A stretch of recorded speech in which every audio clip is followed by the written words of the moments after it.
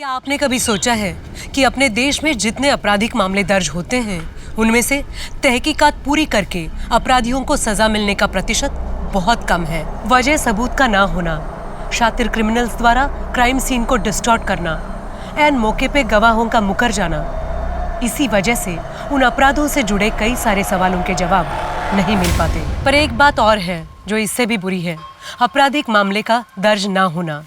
जी हाँ, ऐसे कई सारे अपराध हैं जो दर्ज ना होने के कारण ना उनकी तहकीकात होती है और ना ही अपराधी को सजा मिलती है। पर एक बार कुछ ऐसा हुआ जो आज तक कभी नहीं हुआ था। एक बिना दर्ज हुए संगीन अपराध की पुलिस ने तहकीकात भी की और अपराधी को पकड़ भी लिया। नमस्कार, मैं सोनाली कुलकर्णी क्राइम पेट्रोल के स्पेशल सीरीज में आपका स्वागत करती हूँ। सादगी, सच्चाई और समर्पण से रिश्ते मजबूत होते हैं और परिवार सकुशल रहता है। पर यही सादगी, सच्चाई और समर्पण से परिवार में बवंडर उठने लगे तो, अपराध और मौत का सिलसिला शुरू हो जाए तो यकीन नहीं होता ना। सच्ची घटना पर आधारित आज की इस हैरत अंगेज कहानी में भी ऐसा ही कुछ हुआ था। Hi friends. हाय हाय, मैं आपका अरुण। बैठ जा भाई, बैठ जा। हाँ, आराम से। कुर्सी का तो सब लफड़ा चल रहा है। तो दोस्तों, आज आप लोगों ने फाइनली मुझे बुलाया है आपका टाइम पास और मेरा टाइम वेस्ट करने के लिए। तो देखिए, तालियां तो दोनों हाथ से बजती हैं, आप लोगों को भी हंसने की कोशिश करनी होगी। दोस्तों, मैंने एक एनालॉजी बनाई है जिसमें औरत और मर्द को अगर प्लैनेट्स की उपमा दी जाए तो औरत क्या है? औरत है पृथ्वी, स्टेबल, स्ट्रॉन्ग, सबको जीवन देने वाली। और मर्द ही है ना। हाँ, और मर्द इज लाइक मार्स, हमेशा अजम्पशन में रहता है, खोया ही खोया रहता है। पानी हो सकता है, जीवन हो सकता है, जिंदगी हो सकती है, गर्लफ्रेंड हो सकती है। वैज्ञानिक के दृष्टिकोण से नहीं, ये मेरा अपना ही दृष्टिकोण है। तो फाइनली सच ये है कि रिस्पेक्ट वुमेन। अगर औरत नहीं तो कुछ भी नहीं। एक जोरदार तालियां तमाम औरतों के लिए।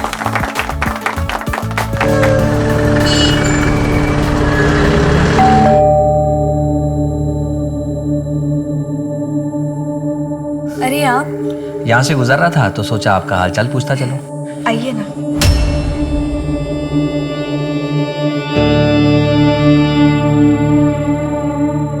बैठिए, चाय पियेंगे आप? हाँ बिल्कुल। जी, मैं अभी बना के लेके आई।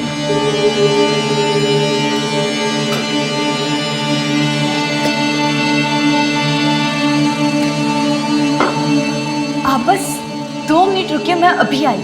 फिर से चाय की पत्ती खत्म हो गई? अब मैं बस लेके ही आ रही हूँ। डोंट वरी, चाय की पत्ती के अलावा घर का कुछ जरूरी सामान भी लेके आया।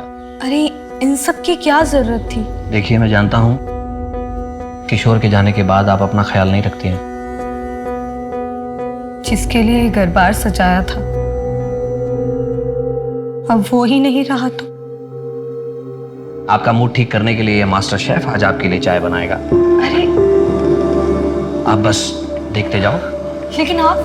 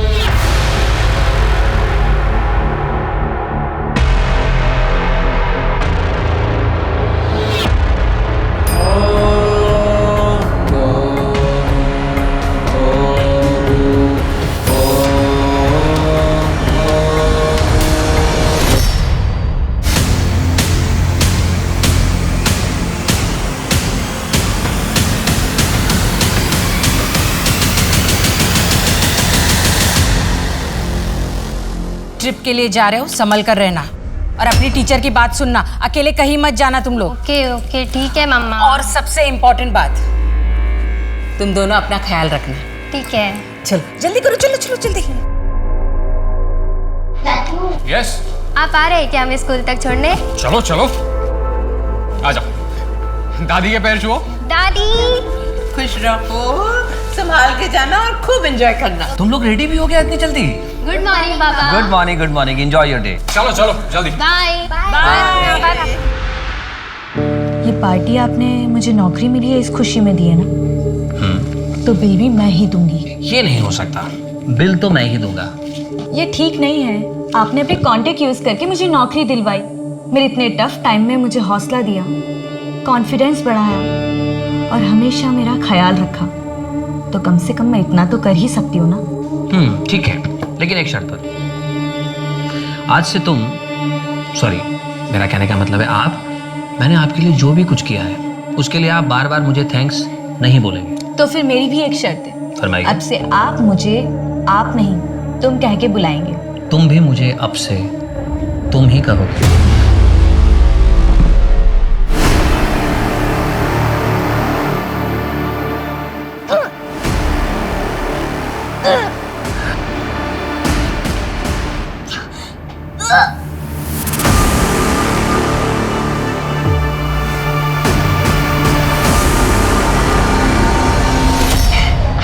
सोनी, अरे क्या हो गया तुझे? ठीक तो है ना तू? दीदी मेरे पेट में बहुत दर्द हो रहा है। हंसते हंसते अब आपके पेट में दर्द होने वाला है, क्योंकि मैं मिलवाने वाला हूं इस कैफे के मैनेजर और मेरी वाइफ कम एजेंट मिस्टर विमल से। वो मैं इसलिए कह रहा हूं, इसने एक प्रोग्राम क्या दिला दिया, मुझ पे ही रुबाब दिखाता है और पैसे भी मुझसे लेता है पत्नी की तरह। देखिए पत्नी क्या करती है, पैसे लेती है लेकिन ख्याल रखती है, खिलाती है, पिलाती है, प्यार करती है, रोमांस करती है, लेकिन मैं इसके साथ रोमांस कैसे करूं? और सबसे इंटरेस्टिंग बात यह है कि इसका नाम देखिए क्या है, विमल, जो कि एक नर का भी हो सकता है और नारी का भी। क्यों विमल, मैंने सही कहा ना? तो दोस्तों कल मैं फिर मिलूंगा अपनी इसी पत्नी के साथ आपसे। बाय बाय, अपना ख्याल रखिए, आसपास सफाई रखिए।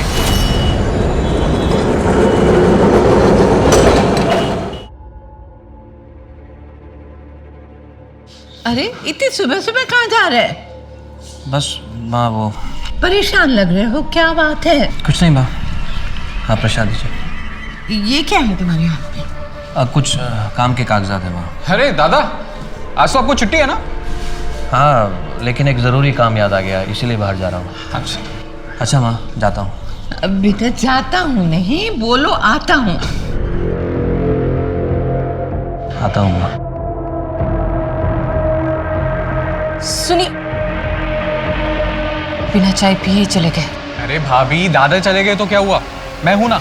और आपने इतने प्यार से चाय बनाई है, वो वेस्ट थोड़ी होने दूंगा। लीजिए।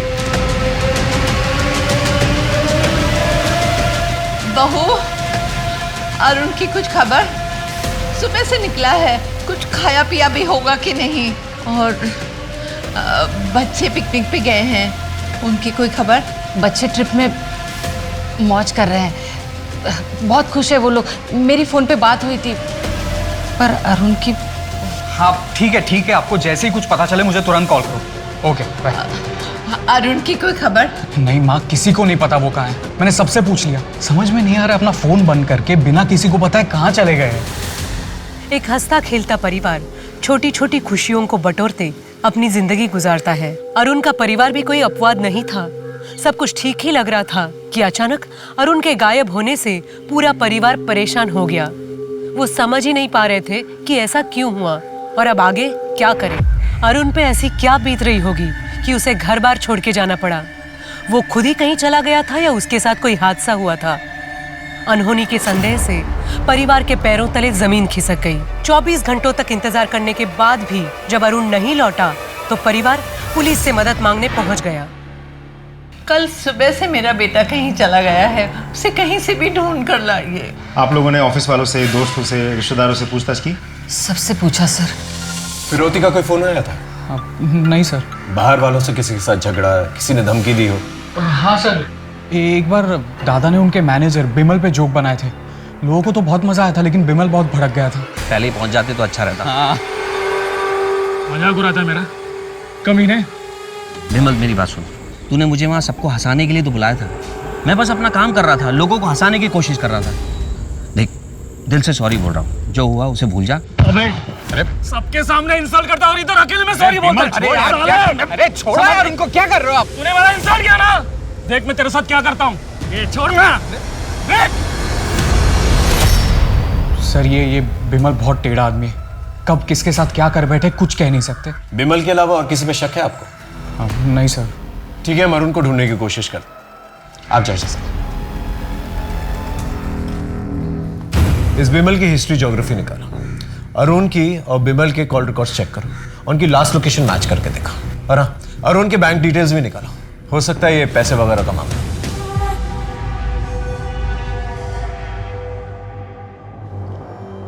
ये घर में ही थी या कहीं बाहर गई थी? घर पर ही थी, पर इसका पेट दर्द से क्या संबंध?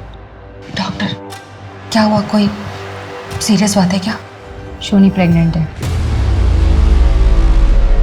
सर अरुण के कॉल रिकॉर्ड्स मैंने बहुत अच्छे से स्टडी किया। अरुण के कॉल रिकॉर्ड्स के हिसाब से अरुण और जैस्मिन के बीच दिन में कम से कम 5 से 6 बार बात होती थी, और बातें बहुत लंबे लंबे होती थी सर। ये जैस्मिन कौन? सर अरुण के दोस्त की वाइफ। कुछ ही महीनों पहले उसकी दोस्त की मौत हो गई, और अगले ही हफ्ते से उन दोनों में बातचीत शुरू हो गई थी सर। अरुण के बैंक डिटेल्स हैं? हाँ सर, ये देखिए। लेकिन बैंक स्टेटमेंट से एक इंटरेस्टिंग बात पता चली है सर। जैस्मिन से मिलते हैं सर।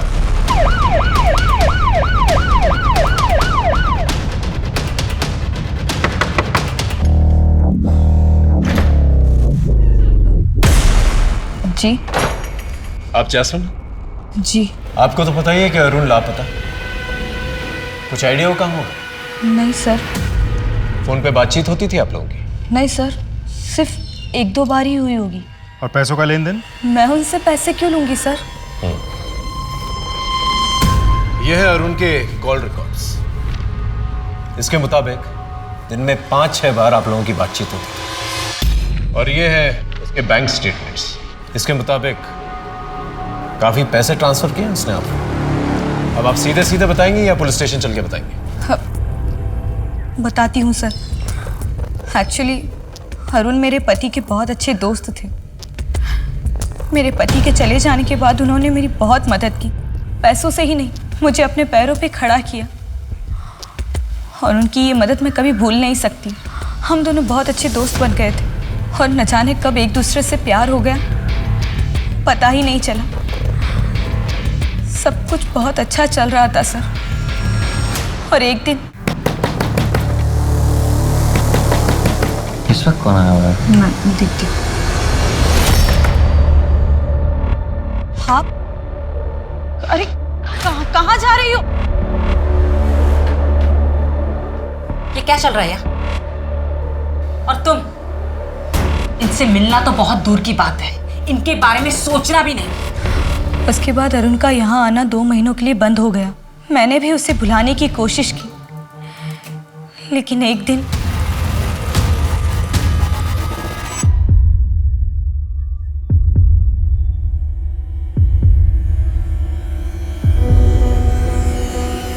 कितने दिनों बाद आया हो, कैसे है?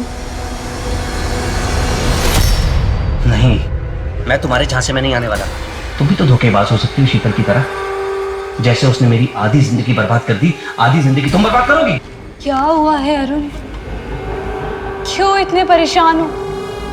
अरुण और शीतल के बीच में कुछ तो हुआ था, जिससे वो बहुत परेशान रहने लगे थे। मैंने इसे जानने की कोशिश की, लेकिन उन्होंने मुझे इस बारे में कुछ भी नहीं बताया, और कभी इस बारे में बात भी नहीं की। वो हर वक्त उदास रहने लगे, हर वक्त परेशान रहा करते थे, और मुझसे जब रहा नहीं गया तो मैंने जिद करके उनसे आखिर पूछ ही लिया। लेकिन उन्होंने मुझसे कहा कि वो बात बताने से अच्छा है कि वो मर जाए। और उसके बाद मेरी कभी हिम्मत ही नहीं हुई कि मैं उनसे उस बारे में कभी बात करूं। लेकिन सर, वो जो भी बात थी, वो उन्हें अंदर ही अंदर खाए जा रही थी। भरा पूरा परिवार था हमारा। तीज त्योहार, खाना पीना, दोस्त रिश्तेदार, हंसी ठहाका।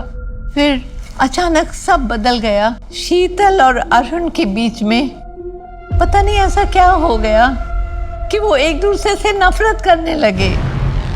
उनके बीच में झगड़े होने लगे। मैंने बीच बचाव करने की बहुत कोशिश की, लेकिन झगड़े की जो वजह थी मुझे नहीं पता चली।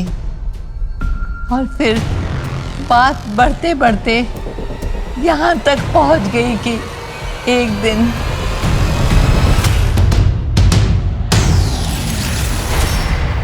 शीतल अच्छी बहू है, समझदार पत्नी है, प्यारी माँ है, हमारे परिवार की नाक है। उन दोनों का रिश्ता बहुत अच्छा था, पर उस दिन के हादसे के बाद हम सब हैरान हैं। अरुण और आपके बीच में किस बात की वजह से टेंशन था? हर पति पत्नी में जितना टेंशन होता है बस उतना ही, और कुछ नहीं। देखिए, मैं मानता हूँ हर पति पत्नी में झगड़े होते हैं, लेकिन ऐसे नहीं होते कि खून बहने लगे, जो अरुण के सर से बह रहा था। जैस्मिन को जानती हैं? कहीं वही तो वजह नहीं आप दोनों के झगड़े की? कुछ दिनों से अरुण का बर्ताव कुछ अजीब सा चल रहा था। अरे क्या बात है भाभी, बहुत अच्छे लग रहे हो इस साड़ी में। हरी के छोटे भाई की शादी में जा रहे हैं, इसलिए ये साड़ी पहनी। हाँ, वहाँ पे आपको देख के लोग बेहोश ही हो जाएंगे। और तुम? चले? तुम आओ जरा, कुछ बात करनी है। एक मिठाई।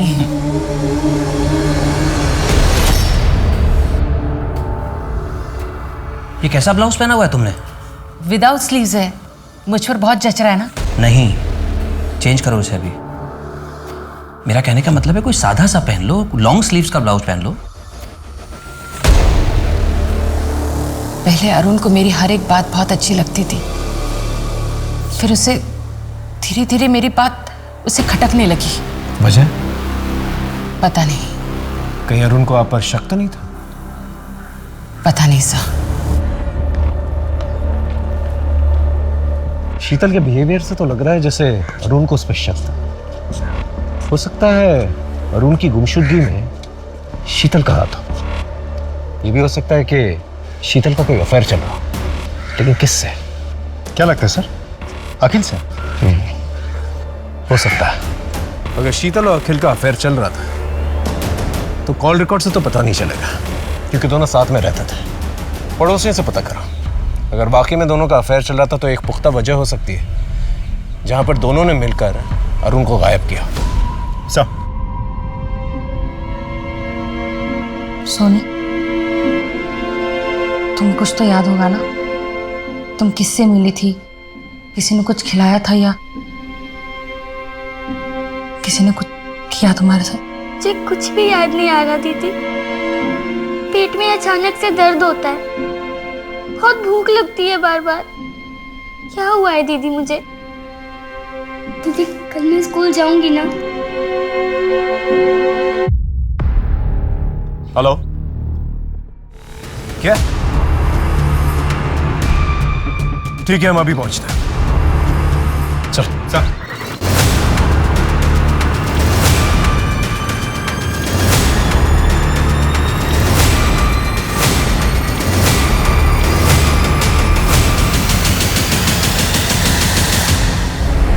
शरीर पे कोई चोट के निशान या घाव ऐसा कुछ भी नहीं है? मतलब जिसने भी किया है बड़ी सावधानी और चालाकी से किया। इस बिमल को ढूंढो, वही एक सस्पेक्ट है। पंचनामे के बाद बॉडी को पोस्टमार्टम के लिए भिजवा था और उनकी फैमिली को खबर कर दी। सब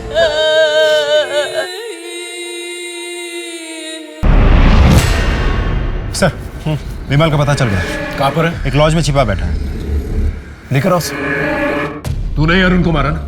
मैंने अरुण को नहीं मारा सर। उसने तेरा मजाक उड़ाया था, तूने उस पर हाथ उठाया और मौका मिलते ही तूने उसका मर्डर भी कर दिया। मैं उस झगड़े को कब का भूल गया हूँ सर। तो फिर शहर छोड़ के क्यों भागा था? लॉज में क्यों छुपा हुआ था? सर, मैं कर्जे में डूबा हुआ हूँ। साहूकार मुझे ढूंढ रहे थे, इसलिए घर छोड़ के यहाँ लॉज में रह रहा हूँ। सारे मोटिव्स तेरे पास ही हैं अरुण को मारने के लिए, और कोई नहीं मारना चाहता था उसे। है सर। कौन? अरुण की बीवी शीतल। क्या? हाँ सर। वो अरुण को क्यों मारना चाहेगी? सर, अरुण ने मुझे खुद बताया था, जब भी वो अपनी पत्नी के करीब जाता था वो इसकी बेइज्जती करती थी, कहती थी बदबू आ रही है। सर, यहाँ तक कि वो उल्टी भी कर देती थी। सर, विमल ने शीतल के बारे में जो कुछ भी कहा, शीतल ने या अरुण की मां ने कभी भी ऐसा कुछ नहीं बताया हमें। एक पत्नी अपने पति को इसलिए मार देती है क्योंकि उससे बदबू आती है। ये बात कुछ हजम नहीं हो रही। जरूर कोई और वजह है जो घर वाले भी हमसे छुपा रहे हैं। ये शीतल अखिल के रिलेशनशिप के बारे में कुछ पता चला? इसे पता लगाने की कोशिश कर रहे हैं, थोड़ा सा समय लगेगा।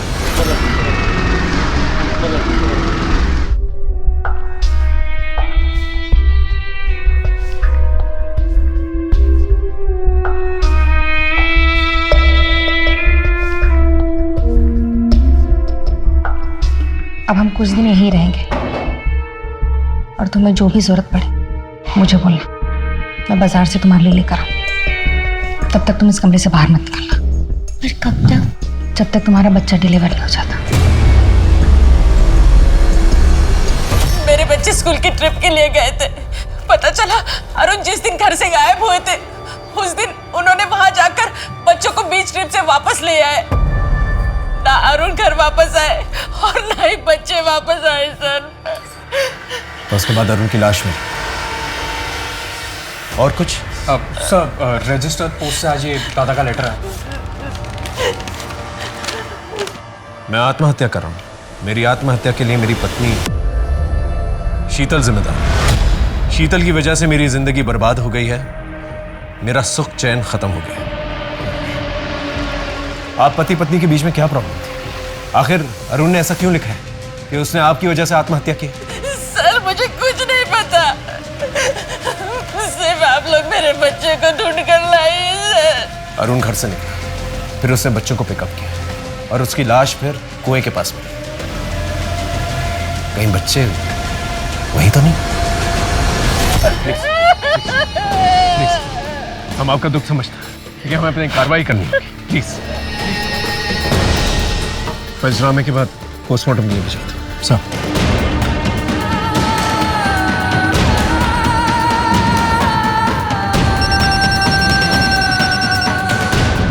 हाँ बोलो। क्या? भाभी प्लीज दरवाजा खोलिए। भाभी दरवाजा खोलो बेटा। सर भाभी ने खुद को कमरे में बंद कर दिया है। देखिए दरवाजा खोलिए प्लीज। दरवाजा खोलो। सब शीतल की हालत देख के ही पता चलता था कि उस पे क्या बीत रही होगी। उसने बचपन में माँ बाप और अब पति और बच्चे खोए थे। करीबी लोगों की मौत का साया उस पे मंडराता रहा। वो जिस सदमे से गुजर रही थी उसे सहना सबके बस की बात नहीं थी। पर कठिनाइयों और हादसे में तपी शीतल जैसी महिला ने आत्महत्या करने की कोशिश की तो पुलिस भी समझ गई कि कुछ और भी राज हैं जो शीतल को जिंदगी से मौत की कगार तक ले आए हैं। वो ऐसे कौन से राज थे जिनके खुल जाने से सबको सदमा लगने वाला था? ऐसी कौन सी बात सामने आने वाली थी जिससे तहकीकात की दशा और दिशा बदलने वाली थी? अब हाँ सर। घर की तलाशी लेनी है। जी प्लीज। विनोद चेक करो।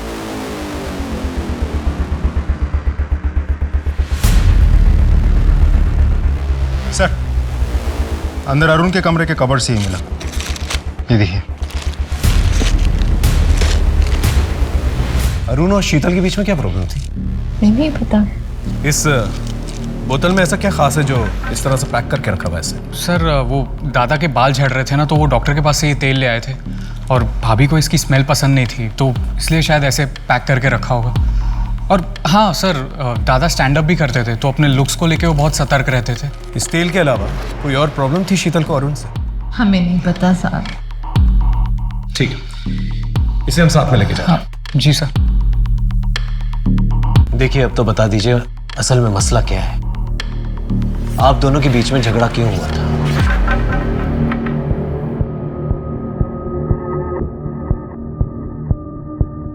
ये तेल हमें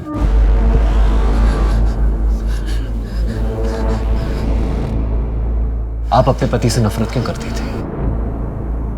आपने उनके सर पे बोतल फोड़ दी थी, क्या वजह?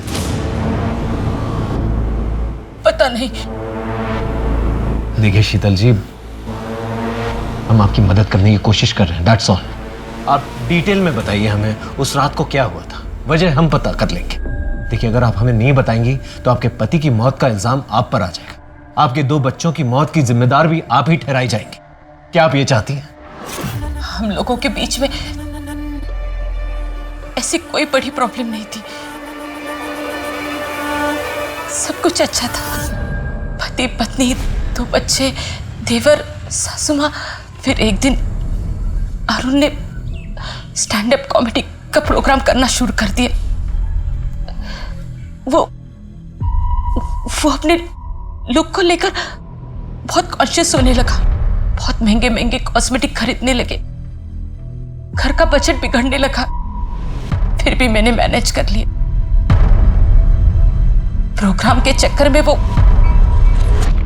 रात रात भर घर से बाहर रहते थे। कभी कभी तो एक एक हफ्ते घर नहीं लौटते थे वो। एक दिन मुझे जैस्मिन के बारे में पता चला। मैं बहुत गुस्सा हो गई, लेकिन उन्होंने उसके साथ वो रिश्ता खत्म कर दिया। थोड़ी अनबन हुई हमारे साथ। फिर एक दिन वो बाल बड़ा करने का कोई तेल लेकर आए।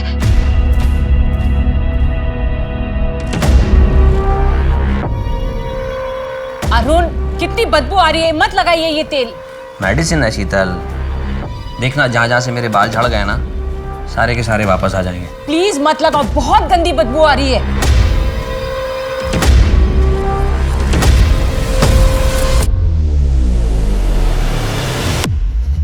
शीतल, सो गई क्या? हे शीतल, शीतल क्या हुआ? अरे ये क्या किया तुमने?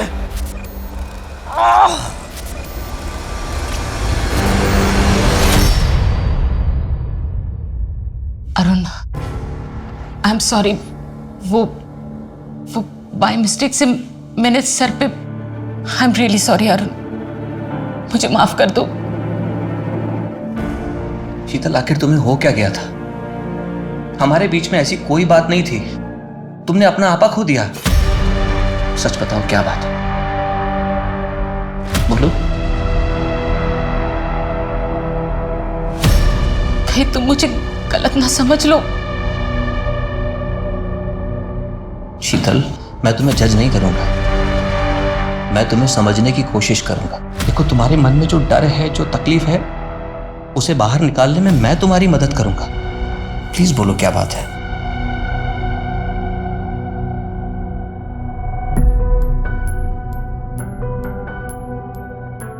मैं 13 साल की उम्र में ही मां बन गई थी।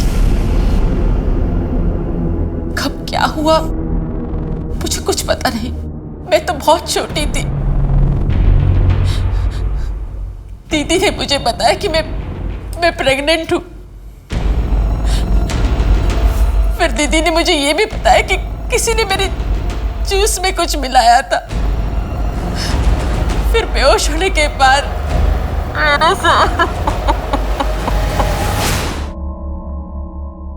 अरुण, आज आपने हौसला दिया तो अरुण, आपने मुझसे वादा किया था कि आप मेरा साथ देंगे। अरुण,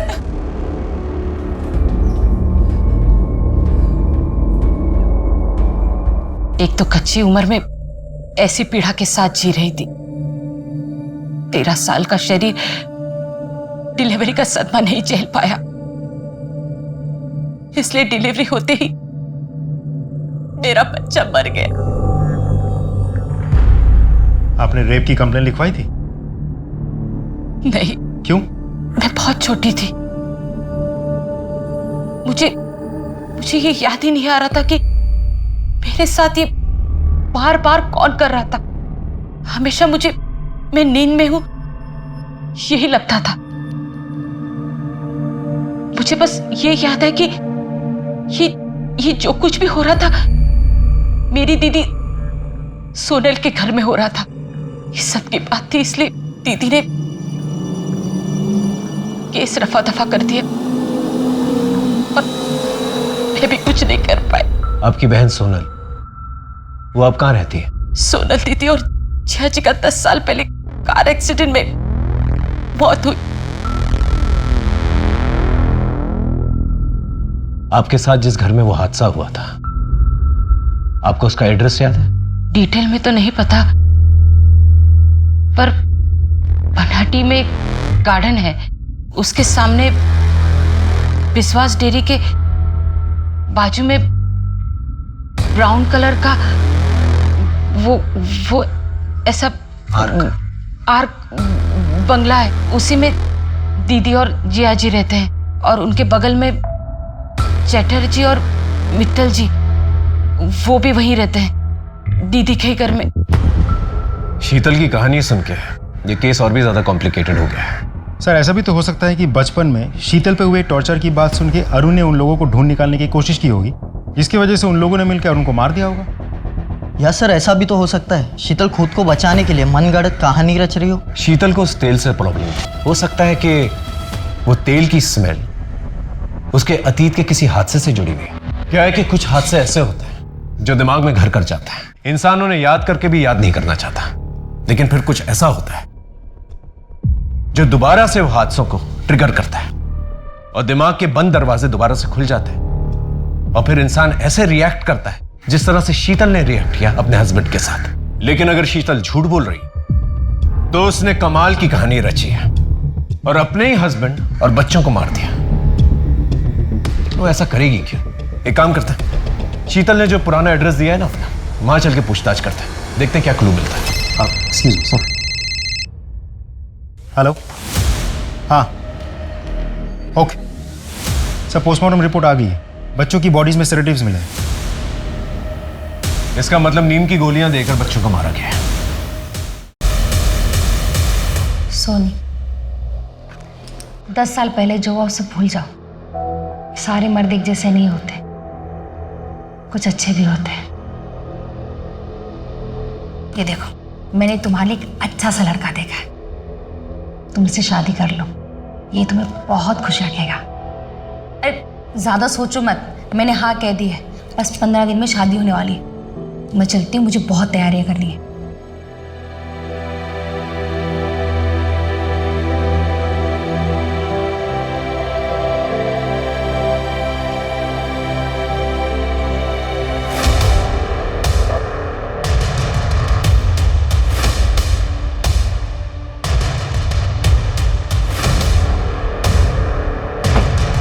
दादा, मुझसे में विश्वास डेयरी को था।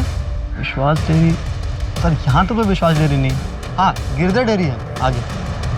आप यहाँ कब से रहते? सर मैं तो पैदा ही यही हुआ था। अच्छा, 27 साल पहले यहाँ कोई विश्वास डेयरी हुआ करती थी? नहीं।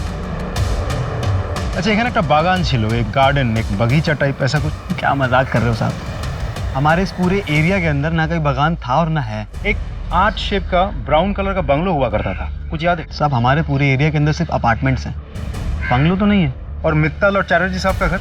चटर्जी तो सर बहुत सारे रहते हैं यहाँ पे, और पर वो सब अपार्टमेंट्स में रहते हैं। और मित्तल तो शायद कोई नहीं ना अपने एरिया में। नहीं सर।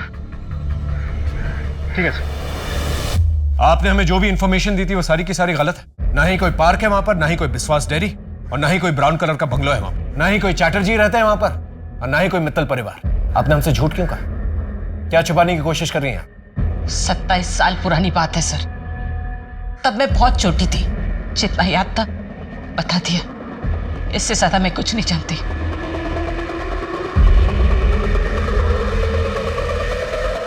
सर, ये औरत सिर्फ घुमा फिरा के बात कर रही है, देख लीजिएगा फिर से कोई नाटक करेगी। इसकी सास से पता करो इसका रिश्ता किसके जरिए आया था, हो सकता है कोई क्लू मिल जाए। Right sir. गिरीश जी, कुछ तो याद होगा आपको। शीतल की बहन और मैं हम साथ में काम करते थे। शीतल की बहन की और मेरी कभी ज्यादा बात नहीं होती थी, लेकिन एक दिन अचानक वो जॉब छोड़कर चली गई थी। उसके कई सालों के बाद वो मुझे एक दुकान में मिली थी, तब मेरी उससे कुछ बात हुई थी। तब उसने बताया कि वो शीतल की शादी करने वाली है। मैंने भी उसको बताया कि मेरी नज़र में कुछ लड़के हैं, उनमें से एक लड़के अरुण के साथ उसकी शादी हो गई थी। उसके बाद हमारी मुलाकात नहीं हुई। ये शीतल और उसके पति, ये दोनों कहाँ रहते थे?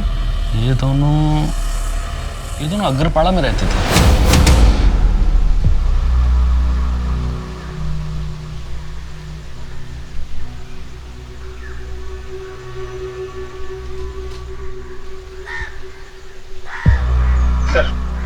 इस वजह से इनके ससुर ने यह घर खरीदा था। वो तो अब नहीं रहे, लेकिन इनको ये नहीं पता कि इनके ससुर ने किससे घर खरीदा था। क्या हम घर अंदर से देख सकते हैं प्लीज? जी, हम उससे बात करके गए थे, आप देख सकते हो। Thank you.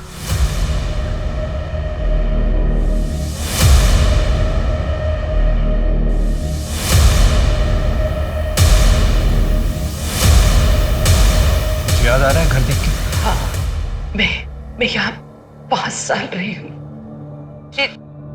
मेरे ज्यादा दोस्त नहीं थे, तो मैं ज्यादा से ज्यादा मैं घर पर ही रहती थी। अब याद आए उस दिन मेरे दीदी और जिया जी की एनिवर्सरी थी।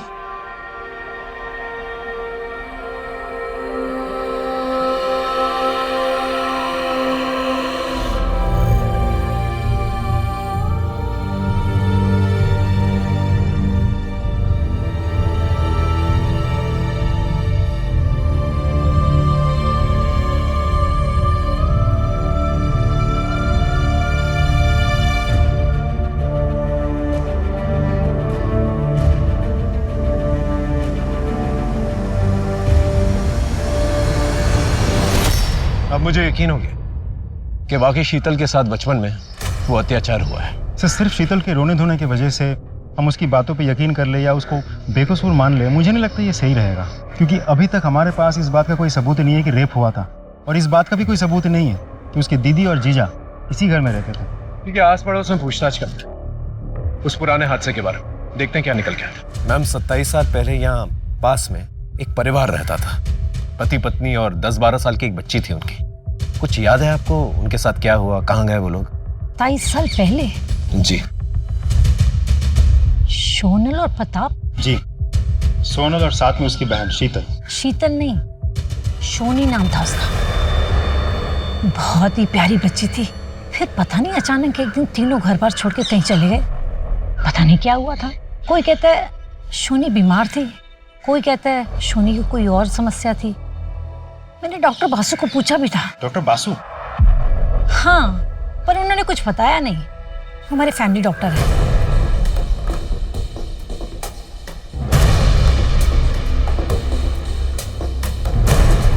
सर, मैं आपको थोड़ी देर में फोन करता हूँ। जी हाँ। सोनल और प्रताप के पुराने सामान में से ये फोटो एल्बम मिला। फोटोज को अच्छी तरह से चेक करो। 27 साल पुरानी बात है, मतलब 1993। हो सकता है कोई क्लू मिल जाए। और सोनल और प्रताप के सोशल अकाउंट्स भी चेक करो। Right sir.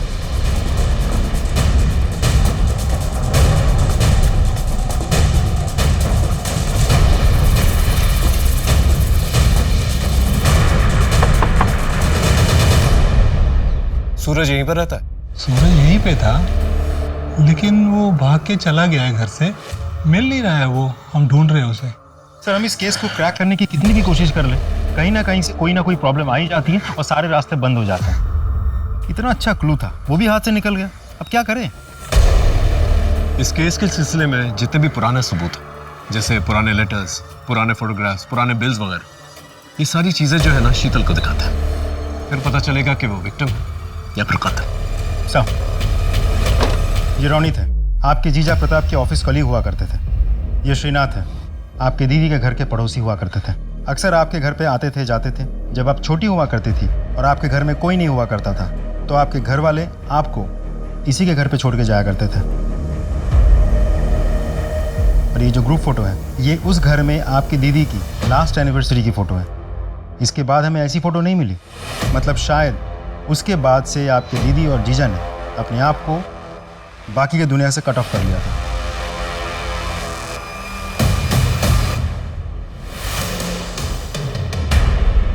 ऐसा क्या था इस फोटोग्राफ के अंदर जिसे देखकर शीतल ने इस तरह से रिएक्ट किया?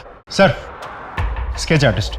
हाँ, ये फोटो देख रहे हैं? ये फोटो 27 साल पुरानी है। इस फोटो में जितने भी लोग हैं 27 साल के बाद कैसे दिखेंगे, उसका एक स्केच चाहिए। अपने मुताबिक बना के लेंगे।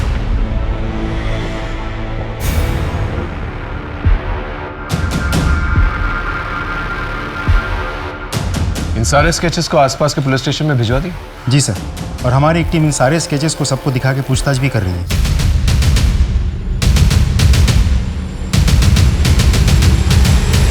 सर, इस फोटो में 2 लोगों की मौत हो गई है। और ये बाकी 3? सर, इनके भी डिटेल्स मिले हैं। ये तीनों प्रताप के दोस्त हुआ करते थे, अक्सर प्रताप के घर जाते थे। 3 में से 2 तो प्रताप के दूर के भाई हैं और एक दोस्त। स्टेज तो सेट, बस सूत्रधार को ढूंढने की जरूरत है। लेकिन सर, ये सूत्रधार है कौन?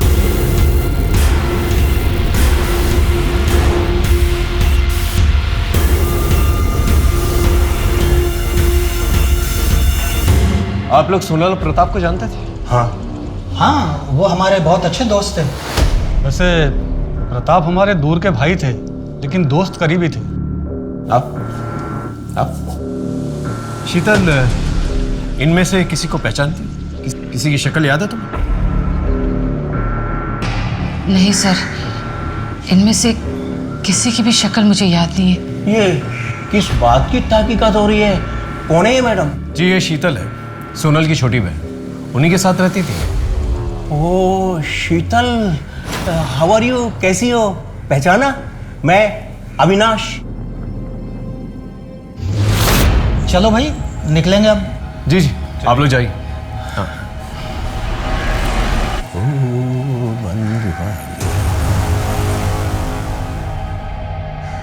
एक मिनट प्लीज, वापस आइए। एक मिनट। इस बॉक्स में कुछ कॉस्मेटिक्स है। जो भी कॉस्मेटिक्स आप लोग डेली यूज करते हैं उन्हें चूज कर लीजिए।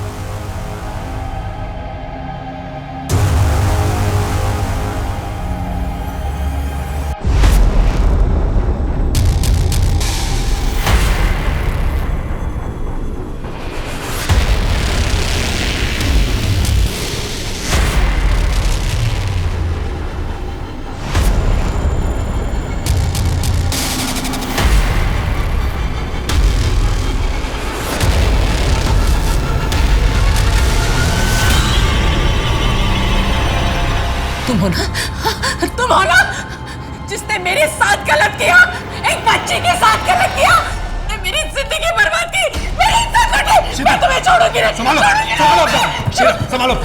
लेके जाओ, लेके जाओ। क्या बकवास है ये? कुछ भी अनाप शनाप बोले जा रही है। लगता है इसका माथा फिर गया और साथ में पुलिस भी बावली हो गई है। ना कोई सबूत ना गवाह। अरे वाह वाह वाह वाह, 27 साल पहले की मनगढ़ंत कहानी गढ़ करके तुम मेरी बदनामी कर रहे हो। मनगढ़ंत कहानी है या सच, वो तो हम पता लगा ही लेंगे, लेकिन तकलीफ से अगर बचना चाहता है ना तो अभी सच बता दो। 13 साल की शीतल को तुमने क्या क्या किया था? क्या बकवास कर रहे हो? मैंने कभी किसी पर कोई अत्याचार नहीं किया। बिना किसी सबूत के आप कोई आरोप नहीं लगा सकते। मैं जा रहा हूं। रुकिए, जब तक का डीएनए टेस्ट नहीं हो जाता ना आपका, आप कहीं नहीं जा सकते। कर लो डीएनए टेस्ट। मैच किससे करोगे? ये सूरज, जब शीतल 13 साल की थी उसका एक बच्चा पैदा हुआ था। वो मरा नहीं था, जिंदा है। वही ये बच्चा है। अब जब तक डीएनए टेस्ट नहीं आ जाता, यहीं पर रुको।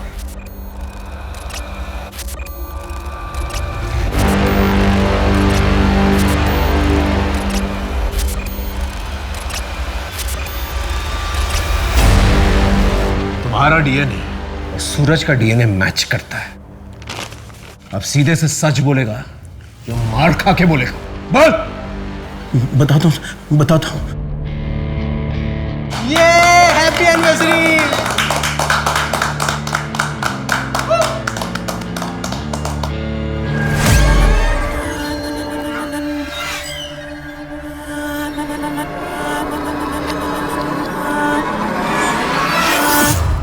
जूस। इसलिए मुझे जब भी मौका मिला तो सोहम के साथ मिलकर शीतल से प्यार किया। अविनाश ने तो अपना गुनाह कबूल कर लिया है। अब तुम दोनों बताओ, 13 साल की शीतल के साथ तुम दोनों ने क्या क्या किया था? सर इस बात को 27 साल हो गए। अब इतने सालों बाद एक गलती को लेकर अब क्यों बवाल कर रहे हो? 27 साल पहले जो तुम लोगों ने गलती की थी उसका बोझ शीतल आज तक उठा रही है।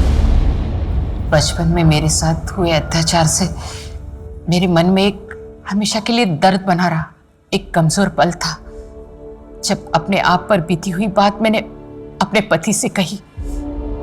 वही मेरी सबसे बड़ी गलती थी। पाप किया है शीतल तुमने, धोखा दिया है मुझे। जरूर तुम्हारे ही चाल चलन में कोई खोट रही होगी, तभी तो उन लोगों ने तुम्हारी इज्जत पर हाथ डाला। मेरा ही नसीब खराब था जो तुम जैसी बच्चलन औरत से मेरी शादी हुई। अरुण, मैंने कहा ना, मैं दूर हटो मुझसे। अरुण, अपने पति पर भरोसा करके अपनी जिंदगी का सबसे बड़ा दर्द मैंने उनके साथ शेयर किया। मैंने सोचा वो मुझे सहारा देंगे, मेरा हौसला बढ़ाएंगे, पर वो तो मुझसे नफरत करने लगे, मुझ पर शक करने लगे, और तो और हमारे बच्चे उनके नहीं किसी और के हैं ये समझकर उन्होंने बच्चों को भी मार दिया। अगर अरुण का मुझ पर विश्वास होता तो न वो बच्चों को मारते और न खुद आत्महत्या करते। वो ये एक इम्पॉसिबल केस था जो शायद कभी सॉल्व ना होता। 27 साल पहले हुए एक भयंकर अपराध को पुलिस ने बिना किसी एफआईआर, बिना किसी पुख्ता सबूत, बिना किसी चश्मदीद गवाह के उजागर किया। उन अपराधियों को पकड़ा और कोर्ट से उन्हें सजा भी दी गई। हम अक्सर कहते हैं कि अगर आपके साथ क्राइम हुआ है तो ओपन अप, उसके बारे में खुल के बात करो, न्याय मांगो। पर ओपन अप होना इतना आसान नहीं होता, क्योंकि हमारे समाज में कड़वी सच्चाई को स्वीकार करने की हिम्मत नहीं है। तभी तो लगभग 99% रेप केसेस रिपोर्ट नहीं होते। ताज्जुब हुआ ना? पर यही सच्चाई है। इसे बदलना हो तो हमें वैसा माहौल बनाना पड़ेगा। औरत की पीड़ा सुनने और समझने की हिम्मत रखनी होगी। तभी औरत अपनी आप बीती के बारे में खुल के बात भी करेगी और न्याय भी मांगेगी।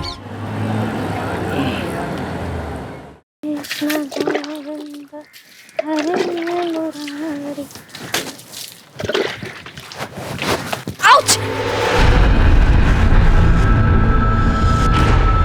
What nonsense! क्या है ये? कितनी बार मना किया है इस तरह कॉलोनी में पानी नहीं बहाने का? दिमाग नहीं तेरे पास? चलते फिरते इंसान की हड्डियां तोड़ दे।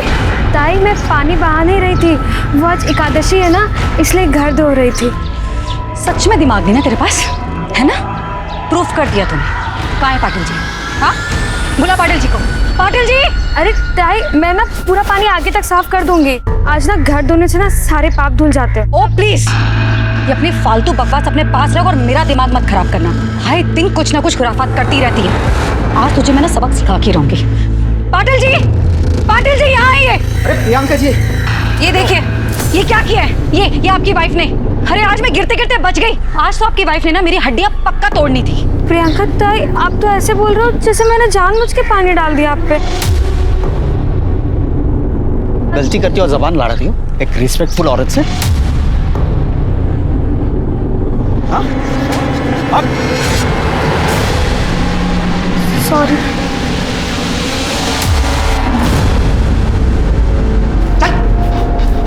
तेरी वजह से सुनना पड़ता है। क्या चाहती है तू? मैंने क्या गलत किया? वो घर धो रही थी। गाँव थी? अरे ये तेरा गाँव नहीं है, मुंबई है। यहाँ धोना होना नहीं चलता। तुम सोचता हूँ इसे कुछ बोलो, पर इसे दादा आपका ऑफिस को लेट हो रहा है, आप जाइए ना। क्या जाऊँ ऑफिस? मरते मरते इस गाँठी को मेरे गले मार के। वहीनी,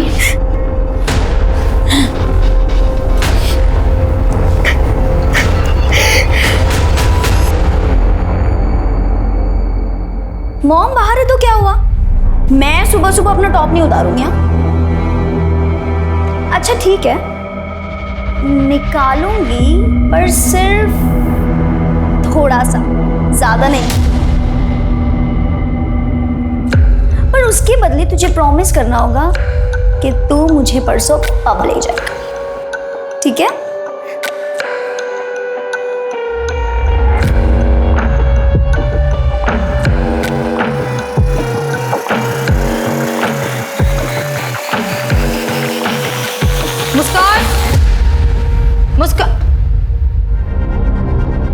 मुस्कान, ये क्या कर रही थी तुम? कुछ नहीं मॉम, वो सेल्फी मोड पर ना कैमरा रखकर मैं चेक कर रही थी मेरा वेट कम हुआ है कि नहीं। और आप ये हमेशा मुझ पे इतना शक क्यों करते हैं? अगली बार से आप आओगे ना रूम में तो दरवाजा नॉक करके आना। ऐसे किसी के भी रूम में घुसना बैड मैनर्स होता है। मेरी भी तो कोई प्राइवेसी है। बेटी की कब से होने लगी माँ से प्राइवेसी? मुस्कान मुझे मत बना। अगर तुम नहीं सुधरी तो मुझसे बुरा कोई नहीं होगा, समझी तुम? अब चल बाहर नाश्ता कर ले। आप जाओ, मैं आ जाऊंगी। ज्यादा मुंह बनाने की जरूरत नहीं है, चल।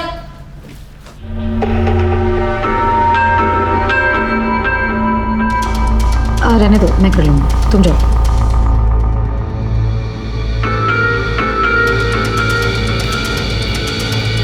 क्या है ये? हाँ, 24 घंटे फोन पे लगी रहती है। हाँ, करती क्या है तू? फोन दो मम्मा। नहीं दूंगी। अरे और प्लीज आप ना नेक्स्ट टाइम से मेरा फोन मत टच करा करो। और ये क्या है? Kit kit kit kit kit kit. कहाँ रही हो? दिख नहीं रहा है आपको? इतना ही बोल लो तुझे, लेकिन कभी नहीं समझ में आने वाला है। ढीठ की ढीठ ही रहने वाली है। पकड़, ब्रेड खा ले। मुस्कान, सुनाई दे रहा है? सुनाई दे रहा है मॉम। ठीक है, जा रही हूँ मैं भी काम से बाहर, ठीक है? तू भी यहाँ से सीधे क्लास और क्लास से वापस सीधे घर, ठीक है? बीच रास्ते में कोई ना मिलना चाहिए और ना ही घर के बाहर कोई दिखना चाहिए। समझ में आई बात? समझ गई मॉम। Okay, thank you.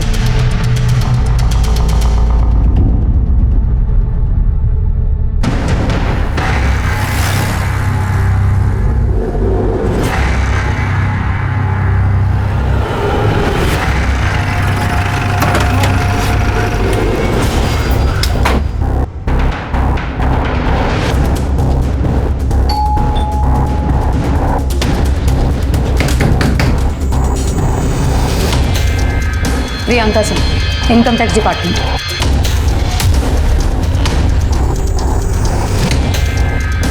अरे मैडम, आइए ना, आइए आइए आइए, बैठिए बैठिए। क्या है, ये घोड़ा शिफ्ट कर रहा हूँ ना, तो बैठने के लिए जगह नहीं है मेरे पास। नीरज, अच्छे से चेक कर। जी मैडम। मैडम आप फालतू में टाइम वेस्ट करिए अपना, कुछ भी तो नहीं है मैडम। मैडम आपको कुछ चाय पानी चाहिए तो? एक सेकेंड, कानूनी कार्रवाई में बाधा डालने और एक सरकारी कर्मचारी को घूस देने के जुर्म में 1 मिनट के अंदर तुम्हें जेल के अंदर करवा सकती हूँ। मोबाइल दीजिए अपना। लीजिए। हमें पक्की खबर है, आप गोडाउन की आड़ में हवाले का धंधा करते हैं। पासवर्ड बताइए। खुली किताब है मैडम, कोई पासवर्ड नहीं है। मैडम सब बक्से खाली है, कुछ नहीं है। कुछ भी नहीं है, सब खाली बॉक्स है। ये मैं अभी गोडाउन शिफ्ट कर रहा हूँ मैडम, आदमी लोग आ रहे हैं मेरे अभी शिफ्टिंग के लिए। लाइए मैडम, मेरा मोबाइल दे दीजिए। चलो नीरज, एक सेकेंड।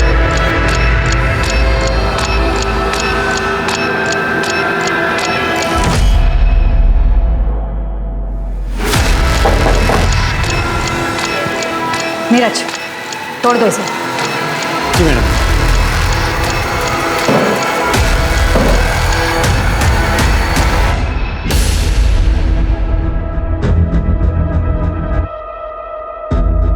चाबी दीजिए। मैडम चाबी दीजिए।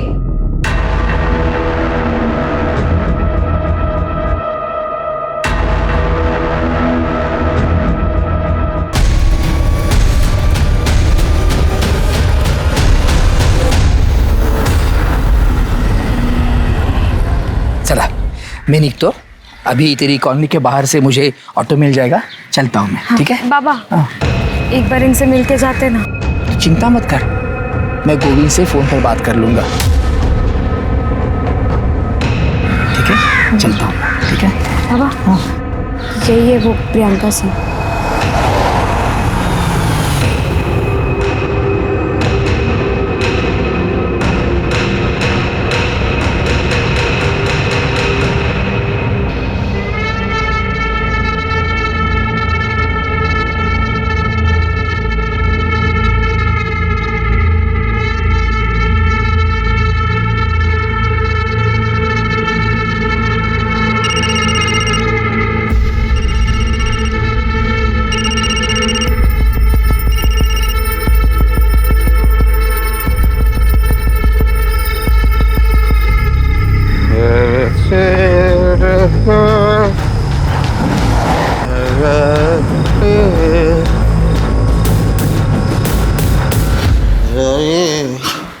आप हाथ मुंह धो लीजिए ना, साथ में खाना खाते हैं।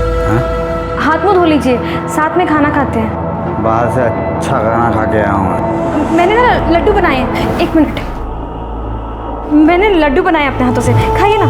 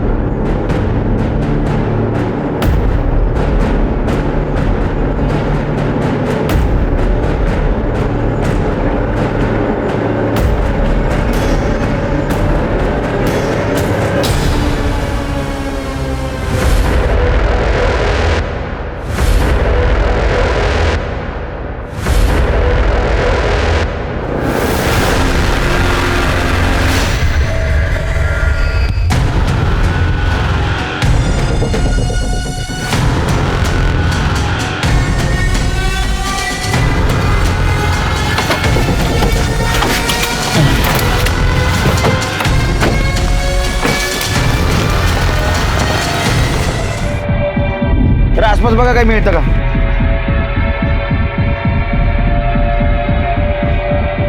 इसका चेहरा तो पूरी तरह से कुचला गया है। सर ये आई कार्ड मिला।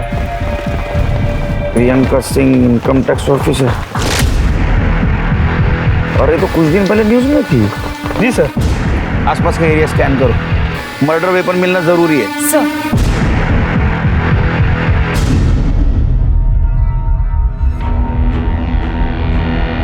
ये निशान देख रहे हो टायर के, और ये निशान देख के लगता है ये बिना गियर वाले 2 व्हीलर के निशान है। प्रताप इसके फोटोग्राफ्स निकालो, सर्कुलेट कर दो। सर क्या ये हो सकता है कि इसे कहीं और मारा गया और 2 व्हीलर पे यहाँ लाके डंप कर दिया गया? नहीं 2 व्हीलर पे बॉडी कैसे लाएंगे? इसको यहाँ बुलाया और बाद में इसको मारा। सर बॉडी के पास कोई ज्वेलरी नहीं मिली। सर हो सकता है ये मर्डर का मकसद चोरी या लूटमार हो सकता है। आसपास के ज्वेलरी शॉप में पूछताछ करो, आज कोई ज्वेलरी बेचने आया था। सर बॉडी को पोस्टमार्टम के लिए भेजो। सर सुबह सवेरे आयकर अधिकारी प्रियंका सिंह की बेरहमी से की गई हत्या से पूरे इलाके में सनसनी फैल गई। पुलिस डिपार्टमेंट पर तुरंत कार्रवाई करने का प्रेशर बढ़ने लगा। प्रियंका सिंह मशहूर थी तो इस केस के विवादास्पद होने के पूरे आसार थे। ऐसे में पुलिस को बड़ी मुस्तैदी के साथ और सतर्कता के साथ छानबीन करने के आदेश दिए गए और साथ ही इस बात की भी हिदायत दी गई कि मीडिया में कोई भी बात लीक ना हो।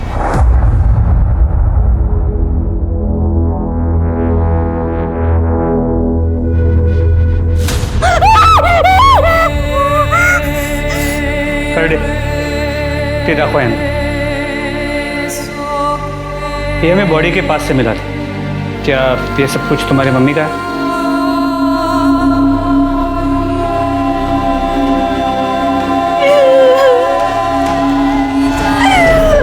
ये सब मेरी मम्मा का है। सर कल रात को ही मम्मा से बात हुई थी। मुस्कान में भी मुझे लेट नाइट औरंगाबाद जाना पड़े, कुछ दिनों में लौट आऊंगी। मुस्कान फोन साइड में, कुछ बोल रही हूँ मैं। हो सकता है मुझे औरंगाबाद जाना पड़े, आ जाऊंगी थोड़े दिनों में, लेकिन तब तक मेरे पीछे अपना और घर का बहुत अच्छे से ध्यान रखना है। और किसी भी चीज़ की ज़रूरत हो रंजना से बोलना, तुम्हें बाहर जाने की कोई ज़रूरत नहीं है। Is that clear? कुछ बताया था कहाँ जा रही है, किसके साथ जा रही है? नो सर, मम्मा ऐसे 4-5 दिन के लिए आती जाती रहती है। किसी के साथ बात करते हुए सुना था? किसी के साथ झगड़ा, डिस्कशन? सर मम्मा के एक जूनियर है धीरज अंकल, उन्हीं को पता होगा। तुम्हारे पापा कहाँ हैं? सर पापा और मम्मा का डिवोर्स हो चुका है, मम्मा की कोई रिलेटिव भी नहीं है, हम दोनों ही यहाँ रहते थे। तुम्हारे पापा और वो मम्मा के जूनियर नीरज अंकल, उनका नंबर दे देना, और तुम्हें कुछ भी पता चले तो मुझे पर्सनल कॉल करना। माझा नंबर दे दिला। सर जाइए आप। एक इनकम टैक्स ऑफिसर के मर्डर के कई पहलू हो सकते हैं प्रताप। एक काम करो, ये प्रियंका सिंह, इसके पर्सनल और प्रोफेशनल लाइफ के बारे में पता करो, और उसका एक्स हस्बैंड और जूनियर नीरज, उसके साथ बातचीत करो। जी सर, मैं प्रियंका सिंह की मोबाइल डिटेल्स भी निकलवाता हूँ। और एक बात पता करो, ये प्रियंका सिंह पिछले कुछ दिनों में किसके साथ मिली थी, उसने किसके साथ बातचीत की थी। हो सके तो सीसीटीवी फुटेज भी क्लिक करो। राइट सर, इससे हमें ये पता लग सकता है कि प्रियंका सिंह मर्डर स्पॉट पे खुद गई थी या उसे बुलवाया गया था। मतलब मुझे लगता है उसको बुलवाया गया था, क्योंकि उसकी बेटी मुस्कान, उसने क्या कहा था पता है? वो औरंगाबाद जा रही थी। हो सकता है मुझे औरंगाबाद जाना पड़े। और उसका मर्डर वेस्टर्न एक्सप्रेस हाईवे पे हुआ है, जो गुजरात की तरफ जाता है। सर ये प्रियंका सिंह की पोस्टमार्टम रिपोर्ट। उसके सर को पीछे की तरफ से पत्थर से मारा गया था। सर ये टायर के निशान की रिपोर्ट्स भी आ गई है। सर आपका अंदाजा सही था, ये किसी स्कूटी टाइप 2 व्हीलर के टायर के निशान है। प्रियंका के पास 2 व्हीलर है? नो सर, कोई 2 व्हीलर नहीं था। फिर तो 2 ऑप्शन हो सकते, या तो उसको कोई जान पहचान वाला 2 व्हीलर पे लेके गया, या तो किसी ने उसको वहां बुलाया, उसका मर्डर किया और ज्वेलरी लेके भाग गया। सर मैं एरिया के सभी ज्वेलर्स के साथ टच में हूँ, अब तक कोई चोरी की ज्वेलरी बेचने आया नहीं। एक काम करो प्रताप, ये टायर कौन से कंपनी के पता करो, ये फोटो अपने टीम में सर्कुलेट कर दो, और एक टीम स्कूटर को ढूंढने के लिए भेजो। सर।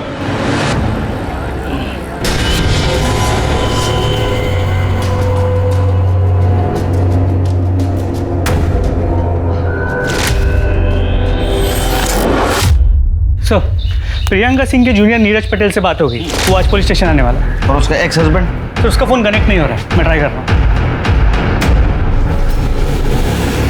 ये मेरा तेरे लिए लास्ट कॉल है। इसके बाद मेरा और तेरा कोई वास्ता नहीं। नंबर डिलीट कर देने का और मुझसे कांटेक्ट भी नहीं करना। वैसे तो मैडम ने बड़े बड़े लोगों के घर पे इनकम टैक्स के रेड मारे सर। अभी हाल फिलहाल उन्होंने वो बंसीलाल जुमानी के घर रेड मारा था। टैक्स चोरी की सजा 6 महीने जेल या फिर 25 लाख रुपए जुर्माना, दोनों हो सकते हैं। मैडम, ये सब कुछ करके आपका क्या फ़ायदा होगा? मैडम, ये 50-50 मतलब आधा आप रख लीजिए मैडम। नीरज, प्लीज दिखाओ मुझे। मैडम, मैंने जानकारी निकाली है कि आपके घर में आपकी जवान बेटी है, मुस्कान नाम है उसका। सुना है बहुत खूबसूरत है। 2 दिन का टाइम दे रही हूँ, चुपचाप शराफत से टैक्स भर दो, वरना तुम तो खुद समझदार हो ही ना। तब तक ये तुम्हारी अमानत हमारे पास रहेगी। चलो नीरज। जी मैडम। ये सब कुछ हमारे कस्टडी में ले लो। जी मैडम। प्रियंका सिंह, ये जो थप्पड़ मार के तुमने नया रिश्ता बनाया ना, इसका अंत मैं लिखूंगा। दी एंड। वो तो सब लिखा हुआ था सर, ताकि बंसीलाल डरे। समझा नहीं? मैडम केस को बाहर के बाहर सॉल्व कर देती थी। कहने को रेड भी मार दिया और अंडर टेबल बहुत कुछ ले भी लिया। तो ये बंसीलाल के साथ ऐसा कुछ किया था मैडम? वो तो नहीं मालूम सर, लेकिन हम 1 फरवरी की रात को मैडम बंसीलाल को मिलने वाले थे। वो बंसीलाल जुमानी आपसे लेट नाइट मिलना चाहता है। ओके। अब मिली कि नहीं मिली वो नहीं मालूम। ये प्रियंका सिंह के किसी रिश्तेदार को जानता है तू? ज़्यादा नहीं साहब, लेकिन हम एक बार एक रिश्तेदार के पास मुझे ले गए थे मैडम, कांदिवली में सर। ठीक है, वो प्रियंका सिंह के सारे कांटेक्ट डिटेल्स दे देना। जी सर। हाँ सर, मैंने मैडम को सेटलमेंट के लिए बुलाया था, लेकिन उस रात मैडम आई ही नहीं। ये तो तुम कह रहे हो। ये भी तो हो सकता है कि वो वहाँ आई तो तुमने उसे ही सेटल कर दिया और बॉडी को ठिकाने लगा दिया। क्या बात कर रहे हैं सर? मैं व्यापारी आदमी हूँ सर। आपको गुंडा बदमाश लगता हूँ क्या मैं? हमें सब पता है तुम क्या करते हो, और इन्वेस्टिगेट करके सब बाहर निकालेंगे, लेकिन जब तक ये केस खत्म नहीं होता शहर छोड़ के बाहर मत जाना। ठीक है सर। जाओ।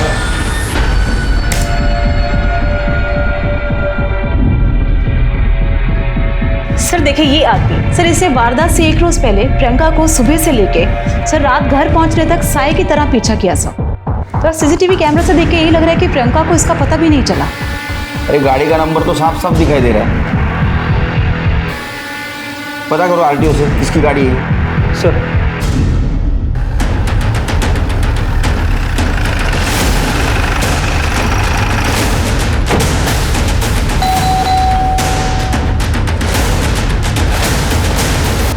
सुनील मोरे। हाँ बोलो। अरेस्ट करा याला। एक सर, पर केले क्या सर? क्या किया मैंने? Income tax officer Priyanka Singh का मर्डर हुआ है, और मर्डर के 1 दिन पहले तुम उनको फॉलो कर रहे थे। हमें शक है उनका मर्डर तुमने किया। चला रहे क्यों? 1 मिनट। क्या 1 मिनट लगाए रहे? सुनील मोरे, एंटी करप्शन डिपार्टमेंट। सॉरी, मुझे ऊपर से ही ऑर्डर मिले थे प्रियंका सिंह को फॉलो करने के। सर मैं भी हैरान हूँ, anti corruption bureau Priyanka Singh को अरेस्ट करने वाली थी और उसको किसी ने मार दिया। उसके खिलाफ किसी ने कंप्लेंट की थी क्या? नहीं सर, और बहुत दिनों से डिपार्टमेंटल इंक्वायरी चल रही थी उसके ऊपर। हमारे पास बहुत सारे सबूत भी थे और इसीलिए मैं उसका पीछा कर रहा था, ताकि दूसरे दिन ऑर्डर मिलते ही मैं उसे अरेस्ट कर सकूं। लेकिन उसके पहले ही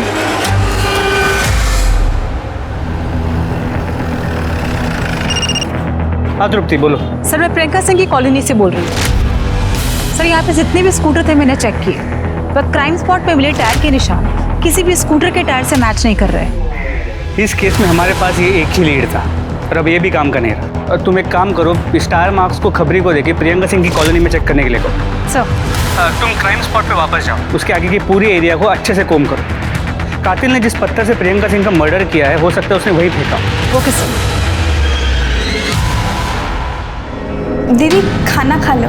नहीं खाना, तुम जाओ। थोड़ा सा खा लो। तू जा और कल से काम पर मत आना। ऐसा क्यों बोल रहे हो दीदी? मैडम जी ने आपका ख्याल रखने को बोला था। पैसों का टेंशन मत लो आप, मैडम जी ने बहुत मदद की थी मेरी। रंजना, मुझे अकेले रहना। Get out. I said out.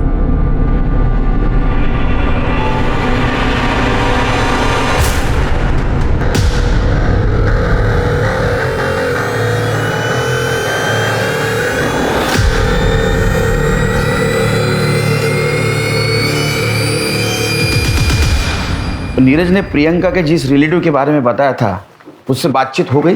Sir उससे बात होती है, मैं आपको अपडेट करता हूँ। सर मर्डर लोकेशन से ईमेल है। गुड जॉब प्रताप, इमीडिएट इसको फॉरेंसिक को भेज दो। सर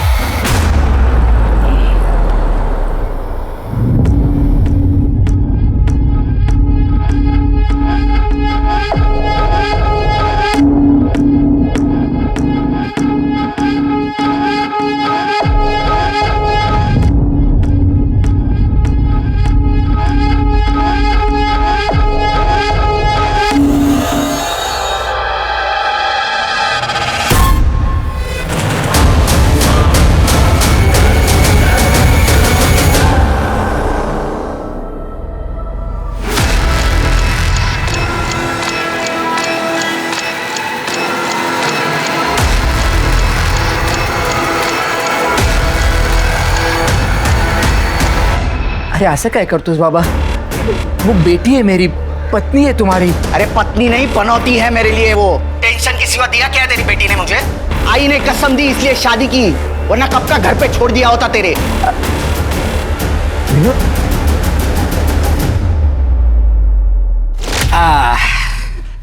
ये देख, तेरे लिए साड़ी लाया हूं।